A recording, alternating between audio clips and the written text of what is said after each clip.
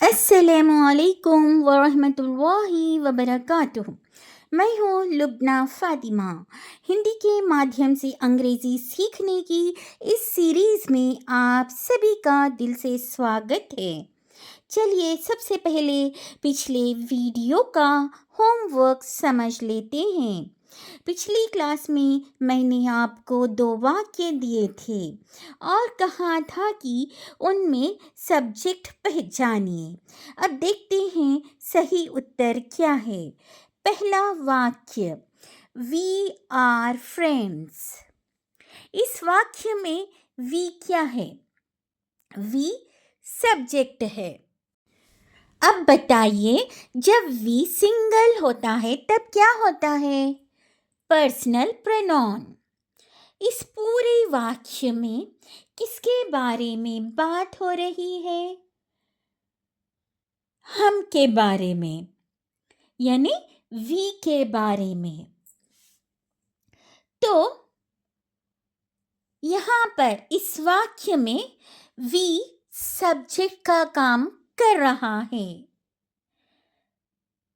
तो वी हमारा सब्जेक्ट है। In this sentence, we are talking about we. So, we is the subject. दूसरा वाक्य, she is a teacher. इस वाक्य में she क्या है? she सब्जेक्ट है। अब बताइए, जब she सिंगल होता है तब क्या होता है? Personal pronoun. अब बताइए, इस वाक्य में किसके बारे में बात हो रही है? शी के बारे में। यहाँ शी का अर्थ वह, मतलब एक लड़की या एक महिला के बारे में बात हो रही है।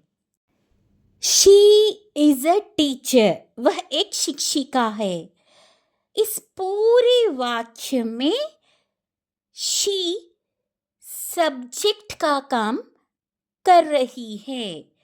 तो शी हमारा सब्जेक्ट है। In this sentence we are talking about she.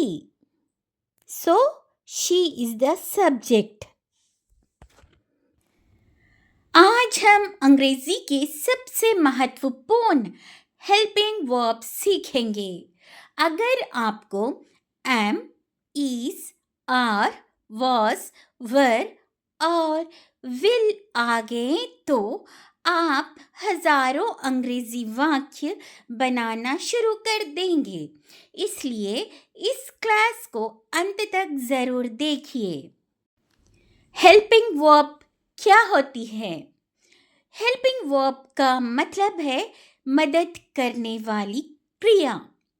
यह मेन वर्ब की मदद करती है और हमें बताती है कि वाक्य वर्तमान यानी प्रेजेंट में है, भूतकाल यानी पास्ट में है या भविष्य यानी फ्यूचर में है। Present helping verbs am, is, are। सबसे पहले प्रेजेंट फॉर्म यानी वर्तमान काल की हेल्पिंग वर्ब सीखते हैं। आई के साथ हमेशा am आता है।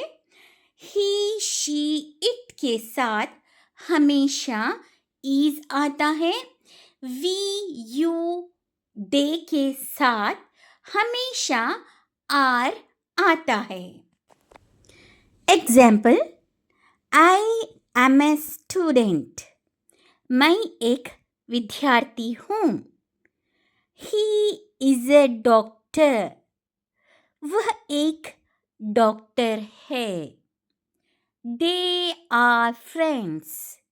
वे दोस्त हैं। जैसे कि मैंने आपको समझाया है, आई सब्जेक्ट के साथ एम आता है, वी सब्जेक्ट के साथ आर आता है, यू सब्जेक्ट के साथ आर आता है, दे सब्जेक्ट के साथ आर आता है, ही सब्जेक्ट के साथ ईज आता है, शी सब्जेक्ट के साथ ईज आता है, इट सब्जेक्ट के साथ ईज आता है। एम, इज और आर हमारे प्रेजेंट टेंस में इस्तेमाल होने वाले हेल्पिंग वर्ब्स हैं।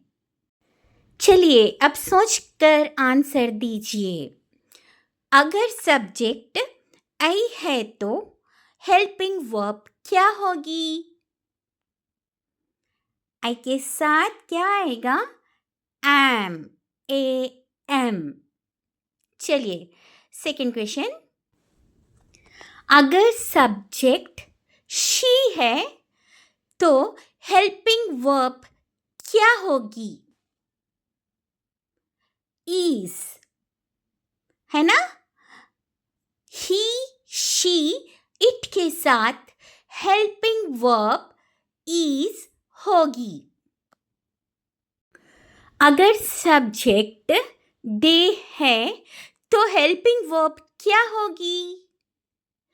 आर, यू, वी, दे के साथ आर हेल्पिंग वर्ब होगी। पास्ट हेल्पिंग वर्ब्स क्या है? पास्ट हेल्पिंग वर्ब्स was और were। अब बात करते हैं पास्ट फॉर्म यानी भूतकाल की। यहाँ पर आई, ही, शी, इट सब्जेक्ट के साथ was हेल्पिंग वर्ब आएगा और वी, यू, दे सब्जेक्ट के साथ वर हेल्पिंग वर्ब आएगा। जैसे कि example, I was a student, she was happy, we were friends. Future helping verb क्या है? विल। अब सीखते हैं फ्यूचर फॉर्म यानी भविष्यकाल। फ्यूचर में सबसे आसान नियम है, सभी सब्जेक्ट के साथ विल आता है। जैसे कि I will go, he will read, she will come, it will rain, we will sing, you will play, they will work.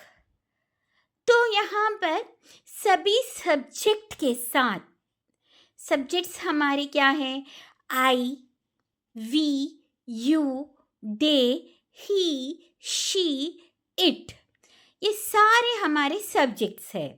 तो सारे सब्जेक्ट के साथ यहाँ पर हेल्पिंग वर्ब विल आएगा। याद रखिए, आई सब्जेक्ट के साथ प्रेजेंट फॉर्म में हेल्पिंग वर्ब एम आता है, पास्ट फॉर्म में हेल्पिंग वर्ब वाज आता है और फ्यूचर फॉर्म में हेल्पिंग वर्ब विल आता है। ही, शी, इट सब्जेक्ट्स के साथ प्रेजेंट फॉर्म में हेल्पिंग वर्ब इज आता है, पास्ट फॉर्म में हेल्पिंग वर्ब वाज आता है और फ्यूचर फॉर्म में हेल्पिंग वर्ब विल आता है।